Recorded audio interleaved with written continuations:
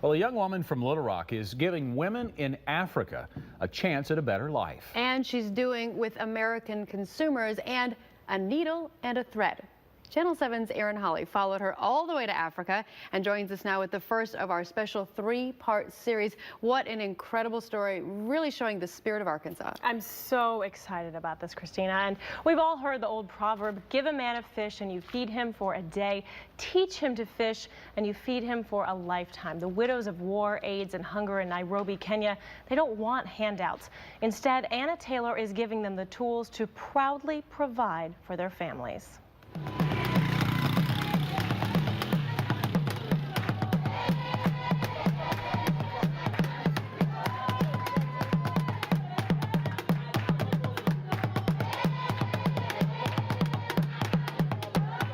Everything is beyond you. It is very difficult to survive. For those who visit Africa, the real Africa, the devastation and the unimaginable poverty, there's a pause in time when it becomes vivid and life back home slips out of focus. It's like looking through the eye of a needle. Mine was that moment in the slums of Pastor George when he just said, we started training a sewing project, but it died because there was no market. It just clicked. Like, this is my role. This is my life calling. Like, this is what I'm going to dedicate the rest of my life to. Nairobi, Kenya is home to over 3 million people. Many of them are widows of war, AIDS, and hunger. Damaris is one of them. She and her 2 children live in a small 1-room apartment, about 10 feet by 10 feet. Her whole life is about surviving. Sometimes I feel very sad. Reports estimate more than 60,000 children live on the streets in Nairobi. Many are alone, like the 5 orphans Judith has welcomed into her home. Even if it is a matter of washing someone's clothes, they will do it for the sake of their children to get something to eat. With jobs scarce, many women turn to prostitution to feed their children. Judith was one of the lucky ones. I was selling vegetables. She says women can make about $1.50 a day selling produce, half of what it costs to feed her patchwork family. And were there a lot of days that you had to go without food so they could eat? Yeah, but I thank God they never went to 1-2 days without food. Yeah. To finish it and make it look clean, you turn it under and then just like stitch that part, and then you see it so clean. The pumping of foot pedals is the heartbeat of the sewing school Anna Taylor took under her wing at just 19 years old after meeting a local pastor and his wife who tried unsuccessfully to get the program off the ground in 2004. A college student at the University of Arkansas, Anna packed up and moved to Kenya with one mission: empower women. I want them to do something that fills them up with joy and dignity and makes them feel strong. She raised private donations through her nonprofit James 127 to fund the free school. In July, 16 women graduated from the sewing school, including Judith and Damaris. But there was another snag. In Nairobi, there are tailors on every corner, hoping for work and finding none. After graduation, without opportunities in Kenya's stunted job market, the training was pointless. If they do have work in Kenya, they're not going to be making nearly as much money as they could be making if I was selling the clothes in the United States. I have the order written down that I've emailed you about. Yeah, I do have it. You do? Okay, perfect. I'll give these women who love to shop an opportunity to buy something that will save a woman's life and help someone across the world. After interning with 2 African sewing companies, the clothing line Judith and James was born. I use trend forecasting and find styles that Americans are looking for and then just put in the African fabric. And it makes something that they can relate to, and they can say, oh, a peplum top, you know. I've seen that in so many stores. I want a peplum top, but this one's different. You know, this one helps women. Friends and family are there to help, but one of Anna's biggest supporters is the company's namesake, Judith. Anna is my best friend, yeah. Well, she's one of my best friends. Cut from the same cloth, the 2 met in difficult times. She was dirty and her clothes were torn, and she would not lift her eyes off the ground. Like, she wouldn't look at me. And it's just because she was so downtrodden, you know, she had no hope. While the 2 worked side by side, Judith opened her heart, giving Anna a reason for everything. To remember that I'm not in this alone, you know, like, she's my partner. And it's been very lonely because, you know, girls my age are just like getting married or, you know, living the college life. And in college I was doing this. And I was in my dorm room or in my apartment or in the sewing lab on Friday nights alone. And I just know, like, I have to give my life for these women. And, like, every bit of my time and my emotions and, like, my money. And I just feel like I'm giving myself. And, like, giving your time and your money is not enough. You have to, like, give everything you have. Giving everything took Anna's designs all the way to New York Fashion Week this fall. New York Fashion Week is most designers' dream, you know, and their ultimate goal. But my ultimate goal is just to see food on their tables. So for me, I just see it as a means to an end. And a means for the women to make their mark on the world through each carefully placed stitch. I'm very happy because I didn't know that I could be heard. I am very happy because I am busy now. That would be so nice. That's a good design. Judith and James continues to grow with pieces for sale in several Little Rock boutiques and orders from larger department stores. Despite the success, Anna refuses to pocket the profits. I don't want to take a salary from Judith and James, and everyone says it's naive, but I just have to see it grow. And I want these women to be paid before I am. Amid the oppression and doubt, there is hope for women in Nairobi, thanks to a young Arkansan mending one heart at a time. It's amazing that you can save lives just from a needle and thread. Tomorrow in part 2, Anna wants to make sure the graduates of the program are able to make a living on their own, and the gift she's providing them that allows them to dream about their futures. Yeah, and I wonder, Erin, she was obviously an outsider when she got there. Was it hard for her to gain their trust? She said some of them it was, but I think a lot of them were in such a difficult position that they really latched on to that hope that she was there to bring them a new future. What a difference maker. We're looking forward to part 2. Well, last night we introduced you to Anna Taylor, a 22-year-old from here in Little Rock, giving her time, money, and all of herself to empowering women in Nairobi, Kenya. Tonight, in part 2 of our Spirit of Arkansas in Africa series, she's taking it one step further. Channel 7's Erin Hawley traveled to Africa to bring us Anna Taylor's story, and she's here with part 2 tonight. Erin? Well, conditions for women, especially single mothers in Nairobi, can be devastating with very few job opportunities or ways to feed their children. But Anna Taylor, who again is from right here in Little Rock, has found a way to provide them with training and a gift that can save lives.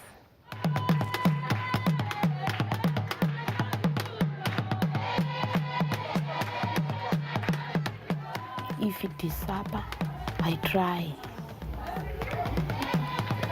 maximum 150 because something which I can afford.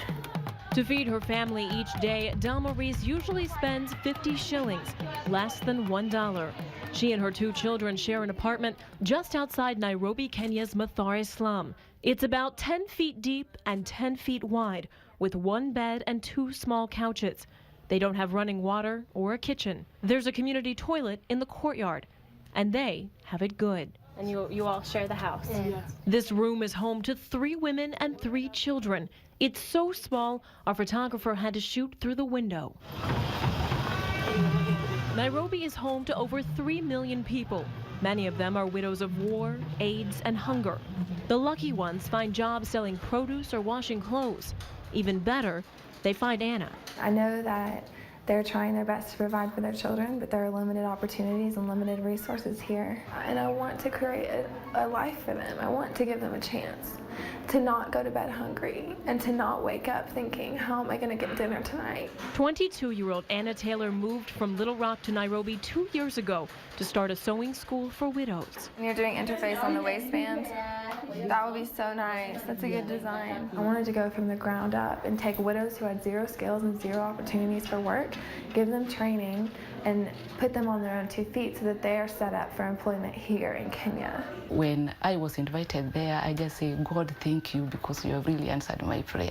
James 127 is a nonprofit that raises money to fund the training program. And fashion line Judith and James provides work opportunities after they graduate. We have so much resource in the United States, and I know so many people who love to shop and buy products. Damaris was one of 16 women who graduated from the sewing program in July, wearing caps and gowns donated by Little Rock Christian Academy, where Anna went to school. No, I am not sewing now because I don't have machine. While Anna works tirelessly to build and promote the new clothing line so the women will have pieces to make, graduates like Cassia still have each day to survive. After graduation, God helped me, and now I'm doing some small job. Without their own machines, work for the women is limited. What would it mean to you to have a sewing machine? If I can have, this can be better. I pray if God can give me the machine, I can do my job. You're welcome. Shortly after we returned from Africa, prayers were answered. Damaris, Cassia, and all of the sewing program graduates were presented with their own machines. It was just a miracle, another miracle happening in my life, because now I'm going to do something that I'm now trained to do, and I really love it, and I love making dresses. In the United States, if you're given a gift, it doesn't save your life, you know, but they can actually make a living from this one item. I mean, it's amazing that you can save lives just from a needle and thread. Tomorrow, in the final installment of our Spirit of Arkansas in Africa series, there are many Arkansans other than Anna helping in Kenya, many showing orphaned and abandoned children, something that many of them have never experienced, and that is love. Well, I imagine it'd be very unique for them to have a camera crew from KATV there. How did they respond? Anna actually pointed out something really interesting, that when we asked them the question, how does that make you feel? It's the most cliche question in journalism. Yeah.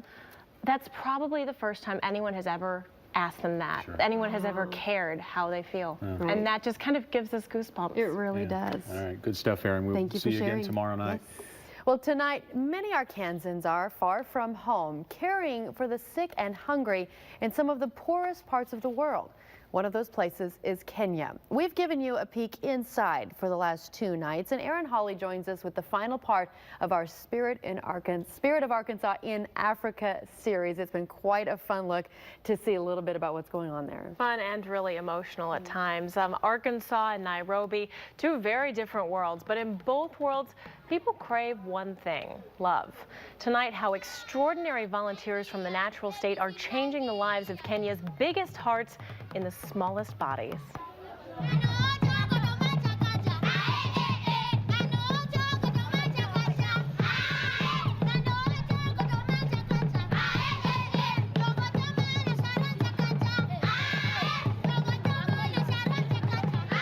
They come from all over Kenya, from families struggling to put food on the table, from broken homes, and from the streets where supper might come from the garbage or not at all. The street life is so hard.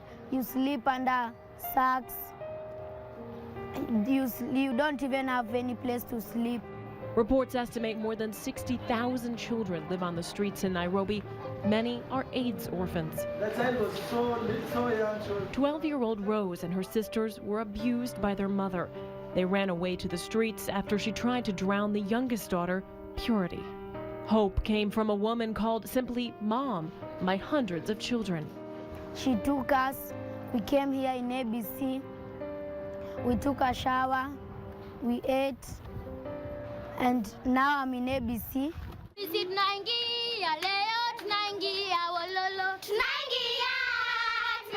The smiles are the most sincere kind at ABC Children's Aid School and Orphanage in Nairobi, as some children experience joy for the very first time. Dotted among the beaming grins and shining eyes are young women from Arkansas. Arkansas is making an impact here. The orphanage is run by Icelander Thorn Helgonatir. Iceland is a tiny country. In fact, it is a little rock. And volunteers from the natural state. I'd seen poverty, but it's different in Africa. it's to a greater degree. 19-year-old Annie Sixby is from Little Rock. She's taking a break from the University of Arkansas to spend 5 months interning at ABC. A previous trip sparked a passion she couldn't ignore. You hear that people will go hungry, you hear that they don't have shelter, but when you see it and you watch a child dig through the trash because they can't even feed themselves or because their mothers abandoned them, it hits you hard, and you can't forget it. An orphan in America there are organizations to help that child. There are people to adopt that child, but here an orphan dies. 22-year-old Chelsea Case is also from Little Rock. After attending Arkansas Tech, she moved to Nairobi. Worldly possessions were left behind. All they need here is love, something Chelsea quickly learned when she met one young orphan. I taught her the song, "You Are My Sunshine," and the next thing I knew was she had written me a letter with the lyrics of the song, and at the end of the letter she said, "From your lovely daughter, Magdalene." And it was like, whoa, you know, these kids, all you got to do is teach them a song, and that changes their life. That makes them want to love again. There are still tens of thousands of struggling children in Nairobi. The devastating truth is some of these children will never be reached. Some will be beaten, abused, and killed. Some will die from hunger and disease. But through the simple grasp of a hand, a hug, a smile, or a song, volunteers from Arkansas are bringing joy to the lives of children who once had nothing, whose lives are now changed. They've taught me to be more humble, to be thankful for what I do have. I mean, and that sounds so cliche, but it's so true. In America, we have what I like to now call as distractions, just left and right. And here, it's like being in Kenya, it's what it's really all about. It's just about love. That orphanage partners with the Go Near ministry based right here in Little Rock. We have links to this story on our website if you'd like to get more information or even sponsor a child. A 15-year-old from here in Little Rock is dedicated to finding sponsors for all of those children. She'll be on Daybreak tomorrow morning to talk about why they touched her so much, especially at such a young age. And there's really no way you can see those children and how joyful they are after they've been through such really horrific circumstances and not have it completely change the way you think about things. Absolutely. Now, we know here when you break out a TV camera, kids get excited. I'm curious to know, how did they respond to our crew there? Most of the kids loved it. A lot of them have never seen themselves in a picture, but you know, when we're doing the interview with Rose, she went through that whole story with no emotion. And our photographer Larry Potter and I mean, we just broke down and we were just crying because you're looking at a child telling you these horrible, horrible things, and they just don't have any emotion left because they can't have that emotion and also survive. It's just gone. And so these volunteers are teaching them how to open up their hearts again. That's sad, but it's great to see the good that's happening there. It is. Erin, thank you for your reports.